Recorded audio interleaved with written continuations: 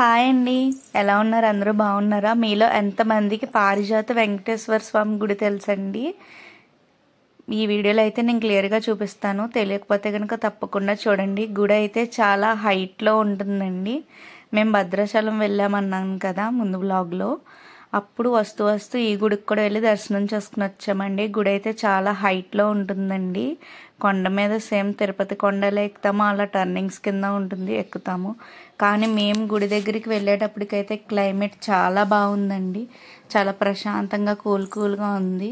వేసవి కాలంలో కూడా చాలా దర్శనం చేసుకోవడానికి వెళ్తున్నామండి. దిగిన తర్వాత ఫస్ట్ అయితే దర్శనం చేసుకుని వచ్చేసాను. ఈ వీడియోలో మీకు స్వామివారి ఫోటోలు కూడా యాడ్ చేశాను.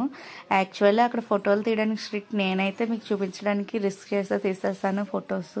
ఆ గోపురంలోకి మనం వెళ్ళడానికి కూడా ఉందండి. మేము వెళ్దాం అనుకున్నాం కానీ లాక్ చేస్తారు. మేము వెళ్ళేటప్పటికి స్వామివారి బ్రహ్మోత్సవాలు ఆఖరి రోజు అంటండి.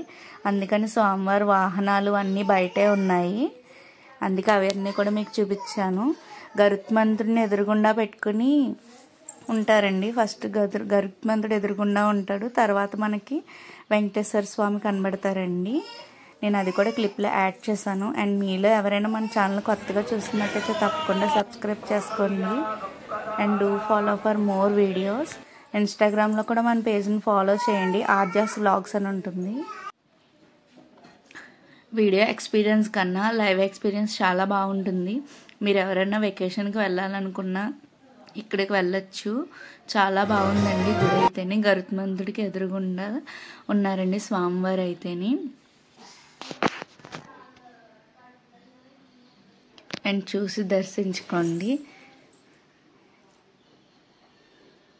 మన వీడియోస్ చాలామంది చూస్తున్నారు కానీ ఫుల్గా చూడట్లేదండి. అలాగే మన ఛానల్ సబ్స్క్రైబ్ కూడా చేసుకుంటలేదు, జస్ట్ చూసి గంటేస్తున్నారు.